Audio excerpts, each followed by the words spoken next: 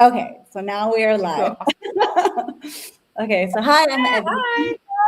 I've got Kat here. Yeah, we met in this amazing 90-day mentorship container, and I was really grateful that you wanted to connect with more people and do interviews. So I'm still getting into my groove, and she has a lot of experience. So I'm really grateful to be learning from her and from your story. So I'm excited that you get to share it here on these platforms. And yeah, I just wanted to start out, like I was saying to you, we've been connecting kind of back and forth. It really intrigues me where you've come from.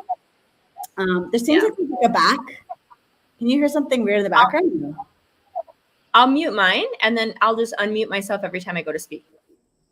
Okay. Yeah, so it really intrigues me because, you come from a background, maybe sort of a normal childhood, but then in your teens, having this type of struggle with being in group homes and, being a runaway. And I had a little bit of that. I didn't do the group home thing, but I had a bit of a runaway thing. I had my own responsibilities at the time, but it really intrigues me going from that, and you say you've always had this discipline and hard work and really been good in school, which I don't have any of that. So that like intrigues me in you, how you had all these challenges, but still found this way within yourself and the mindset to, keep going in school and have this master's degree and, now with your businesses. So just work wise and education wise, how you went from your teens to where you are now education wise. And work wise, which is sort of a big question, but yeah. So if for some reason there's any feedback, just mute it on your side and the feedback Okay. should cut out.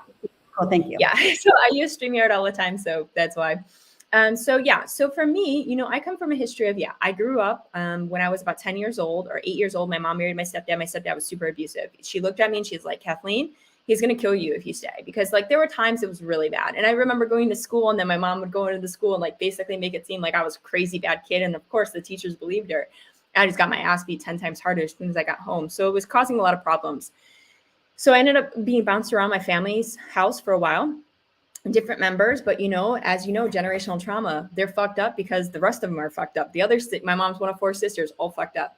My grandma, all fucked up. Like my grandmother set all their kids' Christmas presents from our grandpa on fire in front of them because he had cheated on her, like really loco, crazy woman.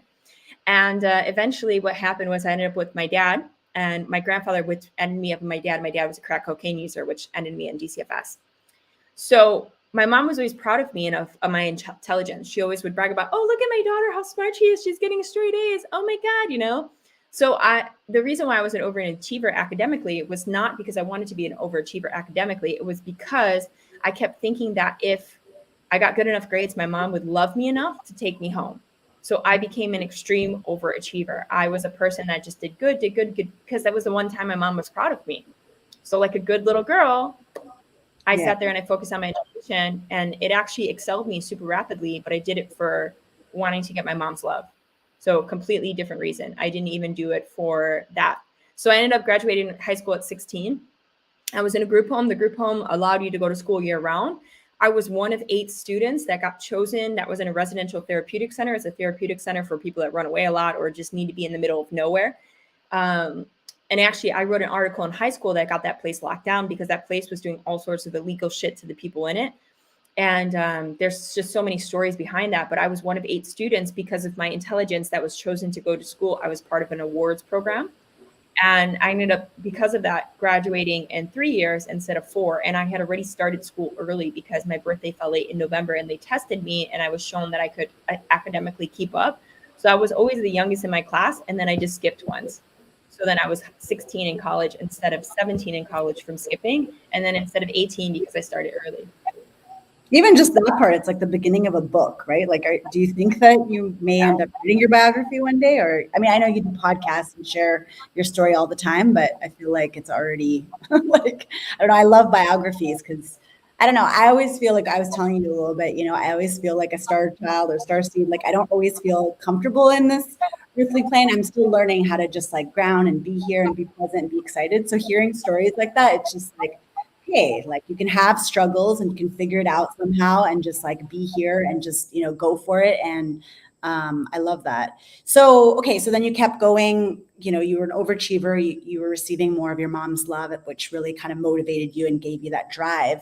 But then you kept going, like you did university and a master's, which isn't something, you just do lately. Like I got through university, I'm like, how did I get through that? When I finished my BA, I was like, how did I do it? Because I'm just not academic. So it always fascinates me when people can go that path. Yeah.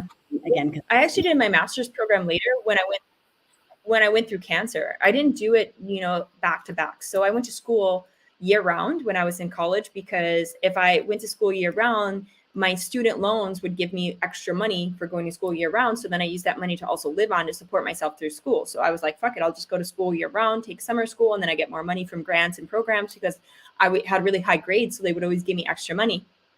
And it was cool. I was basically getting paid to go to school. I have a lot of student loans I'm not paying off yet. I have so many still left over. And what happened was when I went through my cancer journey, I knew the answer was in the food. I don't know why I knew this. I remember being in a science class and just remember having this breakdown of like, oh, the reason why oxygen works in the body and sodium potassium channels is because you need sodium to move this and that makes this organ work. And I am that person. I was a bachelor's degree in biology, a minor in chemistry and physics, and I was really science. That's just the way my mind worked. I watched Bill Nye the Science Guy, which is a show when you grow up as a kid and you see, and I was really just science. I was super nerdy, super scientific. So I did my school year round. And then when I got sick, I just knew that I would find the answers I needed through nutrition because I was plant-based and everyone kept saying, go to your diet, eat differently. So I did an online master's program. So I do the health, wellness, and nutrition. So I did a master's program for that when I was actually during my cancer journey because I wasn't working. I was just staying and meditating, focusing on my health, eating differently.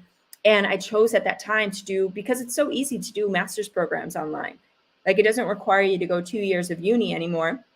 You can actually do a certification master's program through so many different ways. Like the online world is abundant. And I knew that back then. So I actually did it during my cancer journey. Yeah. That's amazing. That's one thing that I love with food. And I always find it so fascinating because, being Greek, I love some of the Greek stuff. Hippocrates, like, I don't know how you say it in English, Hippocrates. But anyways, it's like so fascinating to me because that's like part of the Hippocratic Oath, and doctors, a lot of MDs don't know about, let food be thy medicine. And it's such a powerful quote, and we see it all over social media. But it just fascinates me that that's like you're taking the Hippocratic Oath, but then food. And not to go on a tangent, but here I actually had a doctor, an MD, who is German, and I had an ND who wanted to put me on meds in Canada for thyroid, but my blood work came back negative because I had hypothyroid 2 years ago. And she's like, oh, no, you should definitely go on this thyroid. And she's like, no, right? And this MD here, third world country, like, no, why would you go on thyroid medication? Your thyroid's normal. You have some autoimmune markers, but this is diet. This is food, which I've been gluten-free before, but I wasn't for a year. Long story short, I was like, okay. I was like, so I don't need this medication. He's like, why would you go? So it's just fascinating. I mean, he was German, and so he did grow up a lot more with nutrition, but yeah, it's fascinating. Anyways, that's a little bit of a tangent. So was that also then with your cancer when you did the raw vegan, or you were before, or where is that in the process? Just on what you just said, by the way, U.S. doctors have no education in health and nutrition. So that's why. And in Canada, it's Western medicine also too. I would even ask this German doctor to examine your endocrine system because more than likely you have hormone disruptors that are happening because your autoimmune issues. It's all normal. Yeah. All my your endocrine system. Not your thyroid, your endocrine system. Your endocrine system is your. We looked at my serotonin. We looked at my inflammation. We looked at my progesterone. Do iridology. You have to look it through your iridology because your eyes don't lie. So you have an iridologist go and look at your iridology, and they can actually tell from your iridology. Basically, the way that disease stores is you can see it in the eyes. That's why people, when they get old, their eyes become cloudy or change colors. It's because the iridology doesn't lie. So have an iridologist do your iridology. I actually have friends here in Bali that can just do it for you. So if you ever want someone to do it, I have people. And that's actually what helped me was I got my iridology done. And that person actually hooked me up with herbs, Ayurvedic herbs. And I was struggling to lose, like I had thyroid issues and I thought it was my thyroid. It was never my thyroid. It was my endocrine system. There was a lack in communication between all my glands. So I started taking herbs that supported the endocrine system, and I literally lost 10 kilos without trying, without changing my diet, without doing anything, because my endocrine system was lacking and my lymphatic system was lacking because it wasn't able to push out the changes in my body. So definitely look into iridology. It's amazing what they can do. And I thought it was all bullshit until he looked at me and he says, "You don't have an appendix." And I go, "What? How do you know this?" He goes, "Because there's a spot that's missing. You don't have an appendix." And he was telling me about all the different things that had happened in my body throughout my life, looking at my eyes. So if you have the right iridologist, they can tell you a lot. And now, my brother did it with my brother, actually, because he had parasites when he was young before he became autistic. An iridologist, I haven't been since, but yeah, it's amazing. I guess also because the eyes are connected to the liver, right? So it's like they're seeing a lot with TCM. I know more TCM than Ayurvedic. I love some Ayurvedic, but yeah, I would love to connect about that. And I would actually love to hear about your brother, what's going on with him, because I have a lot of information that even what some of that stems from. There's like some roots. He's jab injured. Like 1,000%. So. That's what I thought. Yeah. And most of the time it's okay, cool. So what was your next question that you said about the? Yeah. In regards to the raw vegan, I'm curious a bit about before cancer or after, or where that sort of comes into your story. So I went plant-based accidentally. My boyfriend at the time was like, "Oh, I don't want to eat meat for a few weeks." And I was like, "Cool, let's not do it." So then I wasn't really ever eating meat because my stepdad was a farmer and it freaked me out. So I was pretty much just about vegetarian since I was like 8. I always got really freaked out by it and stuff like that. But when I was in my 20s, my early 20s, my partner, my ex-boyfriend Max was like, "Oh, I don't want to eat meat. I don't want to do this for 3 weeks or 2 weeks or something." So we did it and I felt so good. I was less inflamed. I felt better. And I was like, fucking, I'm going to keep going. I'm going to do 3 months. And then I just never went back. I never went back to eating animal-based products, meat or cheese or anything. And then I always notice too, like after you drink milk, you cough. It's because it's fucking you up. And people don't put 2 to 2 together. It's congesting you. So there were just all these signs that were showing that it was damaging my body. So when I went on a road trip, I was already plant-based. I was already like finding all these plant-based options, these plant-based substitutes, all this different stuff. And I was like, why do I want to drink this? I can drink almond milk. Why do I want to eat meat? I can have it from soy or from some other plant, and there was just, it wasn't that available 12 years ago. But for me, I was just like, I knew that eating the rainbow, what was best for me. So when I went on a road trip, and this was what really started to launch this for me, was I was in my car and I didn't want to spend money eating out. So I had a little skillet that I would cook stuff with, but most of the time there was a pain in the butt because you had to buy butane. So I actually, during my road trips, I actually ended up becoming accidentally raw vegan, not realizing it. And then when I went to India and the guy's like, "You beat your cancer doing raw veganism," I was like, "Oh, that's fine. I've been doing that anyways," because half the time I'm in these other countries, I can't eat anything and I always feel better when I eat raw. So I was really into just eating fruits, and sometimes I would have granola and sometimes I would have other things. But for the most part, it came natural.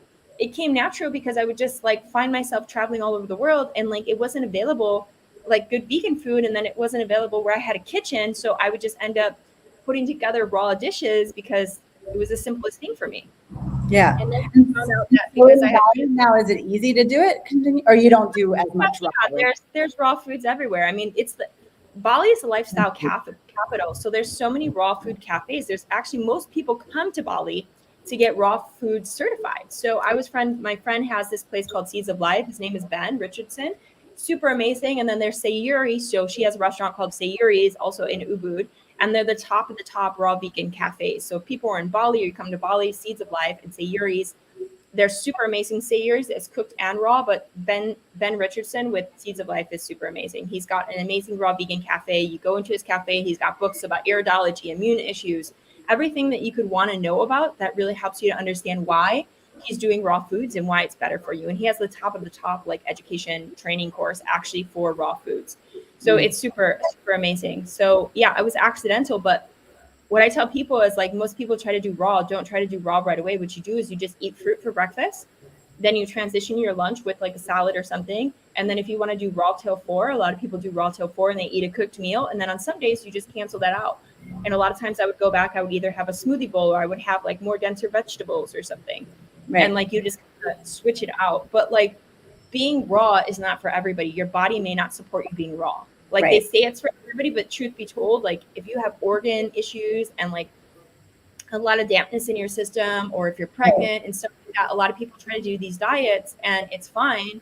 It's super healthy. but some people it's not sustainable for based on their like Ayurvedic issues or different things like I that. was going to say, I think if you have a lot of fire, maybe a lot of pitta, then it might be good because it's sort of cooling. But if you need more cooling, maybe more vata, I don't know. But yeah, I feel like it might not be. And I think where you are too, which Ayurveda is all about, like seasons and where you are, right? If you're in the middle of Canada and it's like minus 40 degrees Celsius, probably don't want to drink cholesterol. You know what I mean? Yeah. It's just not. I did better on a raw foods diet in Chicago. It was super cold. Okay. And anytime that I would eat cold food, heated food, it would slow my body down because it takes more energy to break it down. So actually being raw in cold climates is actually sometimes better if you're eating enough nuts and seeds. Because what I noticed is when I would eat heavy cooked meals, I would actually get really tired and my energy would drop down. Okay. So it's funny, you think it's the opposite, but I saw it was different. I was actually better raw in cold climates. Yeah. So is that a lot of what brought you to Bali then? Like just journeying and seeing, you can have your way of eating, your way of living, and then now with your business, which you've had multiple 6-figure businesses, entrepreneur, but coming to Bali, this is when you kind of like centered in just, I don't know, your experience in like your lifestyle. And I mean, you had some of your lifestyle before, but you've talked a lot 100%. About how it was sort of more of a rat race, even though you loved doing tattooing and being on that, there was a lot of just like hustle and working super long hours, right? Where it sounds like really Bali and just where you are, it's like everything sort of come together with this business and your sort of dream life. Like it seems like you're really just living it right now. Yeah, it was even before Bali, because when I was in India and stuff like that for 3 years, I would travel back every 6 months to tattoo because I had to exit for my visa. So I would just kind of plan about 6 months to go back and tattoo anyways. But then what happened was when I got pregnant, I had already been in Bali before. And I came to Bali because I really wanted to try durian, which is a type of fruit that comes here. And they're like, yeah, they have the best durian. You need to go to Bali. And I was like, okay, fine, I'll go to Bali. And I just knew that I wanted to go to like Borneo, which I still never ended up going. But there's like just the fruit availability. Because when I came to Bali, I was fruitarian. I was a fruit-based vegan. So I had only eaten fruits for 2 years. So, but let me tell you, fruits is not only, and also too, I think it's a little bit of an eating disorder. I would not suggest for people to do that now. But it's sweet fruits and non-sweet fruits. So anything with seeds. I would only eat things with seeds. So that's tomatoes, cucumbers, zucchini, eggplant. So anything that has seeds is what I chose to eat. So people think like fruitarian means that you're not eating vegetables, you're just eating fruit, but that's not true. You're just choosing to eat a diet. So if a plant can reproduce, if it can reproduce in your body or in the ground, that means that it has bioavailability of different minerals to nurture. So like eating things with seeds mean it has the ability to repopulate and to grow, meaning it's going to have higher nutrition. So like if you're eating something like, when people eat animals, the animal goes into the ground and it rots away and dies. A fruit will go into the ground and it will regrow. You get what I'm saying? Like that's the difference, is that you want to eat something that has life force. So eating things with seeds, it continues its life force energy. So I actually got into fruitarianism because that made sense to me as a person. Like, yeah, if I eat seeds can regrow. And I found it to be like, I was listening to Arno Eckhart, and that was just such a more natural diet. But so at this time, up until when I got pregnant, I was still going back and tattooing because I could just make quick money. It was so easy to go tattoo, make tens of thousands of dollars, and then go back and travel. Way easier. But then when I got pregnant, I realized like when 5 months in, I was going to do it alone. I was like, there's no way. How am I going to tattoo and have a little baby? I'm not going to breast pump. That's just fucking weird. I'm not going to leave my child without me. That's just freaking weird. I knew that it would be difficult. So I came back after I had my daughter, I was making, there's like this jewelry line that I make these sacred geometry wooden plugs, which I'm the only person that actually makes these the way that I do, where it's like 100% organic wood, locally sourced. It's a super sustainable business from here in Bali, like natural fallen wood, and it's with sacred geometry. So I was doing it to spread consciousness. And then I also was making, like the little gemstone jewelry as well. But the problem is with that is that then I ended up launching into doing a market business where I was doing events planning here because I hated the way other people ran markets and events. So I started doing them myself. So I launched 2 businesses, and then I saw myself working from 8 a.m. to 8 p.m. again, only seeing my daughter at night. I was like, what the fuck? So when this business came into my radar, I saw a way for me to be able to make an income, like literally working just a few hours a day. And what happened was I started the business in December. By March, I left my other 2 businesses. And I was like, I don't want to do them because I'm spending 8 hours a day just trying to keep up to make a few hundred. If I spent 8 hours in my online business, I can make like thousands of dollars. Why am I working for pennies? And it was just like a no-brainer for switching. I was like, why am I going to do this anymore? It doesn't make any sense. Yeah. Yeah. So for you, was the business with the water at the same time, or had you already experienced the water, or? I had the water during my cancer journey, but because we can't make Wow. money, Okay. I choose Which not to part talk very about it. supportive in that, yeah. Yeah, so I was doing distilled water, and then I got introduced into Kangen when I was in India. Somebody had it there, and I was using it. I didn't know that you can grow a business with it, but one thing I noticed is that so often this business doesn't come into your radar until you ask for it. Right. Just the way it is that you hit a point and you're asking the universe for an opportunity to make money, and that's when this business seems to start popping up all around your life. So at that time, I wasn't looking to work. I had made so much money with doing my other stuff. It was just kind of, yeah, by chance that it got presented to me in a time that I really needed it, when I actually really wanted it as a business. But yeah, I used it during my cancer journey, and water is life. If you think that you're drinking reverse osmosis water, you're doing good for your body, it's acidic. Reverse osmosis water is actually like a pH of 2. Yeah. And it's good for killing things in your body, but it's not good for you in terms of restoration and rebuilding and regrowing and pulling out antioxidants. Like, it's causing sometimes even stress in your body. So reverse osmosis water is like totally not good for you. And then people will be like, oh, well, I'm drinking distilled water. Well, it's dead water. You're killing it. You're removing everything. And water needs natural minerals in it. There's natural minerals. It's not about taking it out. It's about just having like the right structured water. And because the water that we work with is electrolyzed reduced water, it has a negative charge on it, which means that it's highly antioxidant because it actually pulls free radicals out of the body. Yeah. So a lot of people will try to drink, oh, I'm drinking distilled water, I'm drinking reverse osmosis water, but those waters are dead waters versus like having Kangen water. Kangen water is actually a really amazing, highly antioxidant rich. And I posted some stuff on my stories today because when I share a machine with someone here because my machine's in the US and Arizona and I don't have access to it, and I'm trying to get it flown in. So if anyone sees this and they're coming to Bali, come bring me my K8. I would be really happy with you. Amazing. I would love you forever, and I would always give you Kangen water for the rest of your life if you don't end up joining my business, because it's amazing. But it's a joke, because water, you want there's no way to try the water without wanting to get the machine next. But it's really cool because like I went and I leaned down over my water jugs and I go, oh my God, it's like just so filled with all these bubbles of hydrogen because it's highly hydrogenated water. So like hydrogen, what does hydrogen do? Hydrogen bonds to oxygen, H2O. Hydrogen will always have a molecular affinity for oxygen. So what does it do? Like, it removes oxidative stress from your body. This is just science. This is like a chemistry. And as a person, maybe because most people can't get to this point because they don't have that mind, but I'm a biologist with a minor in chemistry and physics. So when I look at this, for me, I was like, oh my God, this makes so much sense from a chemistry point of view. And it's like, guys, I could like break this shit down to you guys on a whiteboard about like the chemistry behind this, because it's really just a chemistry reaction in your body. And that's what I learned years ago when I was looking at raw foods and health and wellness. I'm like, we're just like a giant petri dish. That's really what we are. Yeah, it's really cool. I get really excited when I talk about science because that's just me. I can hear it over and over. I don't know how many times I've heard it in the last couple of years, and even at a health food store that I worked at, that was my first experience with Kangen water, at least that I was like conscious of. I'm like, what is this? And it talks to you and stuff. But it's still like every time I hear it, I just get like so excited, like a little kid. Yeah, it's just it's definitely amazing. I'm traveling actually on Tuesday, and my family doesn't have a Kangen. They are not ready for it. They're almost ready. I did actually buy them the shower then Espa, so that's actually helped my mom and my brother a lot. But yeah, I'm like, oh, I can't. But actually, I've heard that you can travel with it. Have you actually traveled with it? Put it in your backpack. Yeah, that's what I was saying. If someone wanted to bring it in, just put it in your backpack. You just put it in your backpack and carry it as a carry-on. And then you just have to make sure you all here for himself, my husband. But I've heard that you actually go through customs and they test the water. 100%. Yeah. So I was thinking with the water, you can put it with me. Yeah, fill up a liter jug and they'll test it at the airport. Dominican Republic may not know this. Right. So you might want to call ahead and ask them, because if you have a really nice glass jug, you don't want to like lose it or have to carry an empty jug. But Kangen water can go through airport security. They have a special test for it to test to make sure it's nothing there.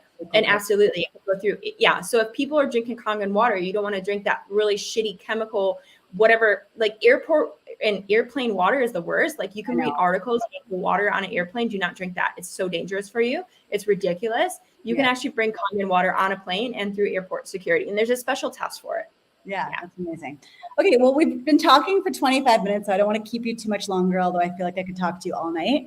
I'm super grateful to connect with you here, and thank you to everyone that's been watching. If you want to connect with Kat, she has a lot of different socials, a lot of ways to connect with her. Your name is tagged there and linked. So yeah, thank you so much. And I'll definitely ask you about your iridologist because I think that'd be beautiful to connect with that as well. And hopefully we'll stay in touch because I feel like I have a lot to learn from you. So I always love that. Oh, absolutely. And I'm always interested in always creating, co-collaborating more and stuff like that. And I do have how Evie shared, I have like my podcast and stuff where I also talk about a lot of different topics. So feel free just to look up my name on pretty much everything between Amazon, iHeart, Spotify. Like there's not a channel that I'm not really on. So YouTube, all that, you could probably find me. I talk about a lot of different stuff between mindset, empowerment, business, entrepreneurship, and just all in one. Like my motto is like, you deserve a happy, healthy, wealthy life. And that's so what I feel like, and that's really what I try to show people is all the different ways to be happier, healthier, and wealthier. Which I wanted to talk all about mindset. And then of course we just got off. But anyways, I think it was sort of in there a little bit as well. Yeah, we can do it again. Mindset is super important because mindset is what pulls you through things. The only way that you fail is if you just choose not to get back up. There's no such thing as failure. People just quit. You don't fail, you quit. And I'm sorry if people watch this like, oh, I feel like a failure. It's like, no, you just quit it. There's no such failure, does not exist. It's literally people quit. I love that. Yeah. Cool. Well, thank you so much and have a beautiful night. Yeah. Ciao. Thank you so much. Bye. Thank you. Bye.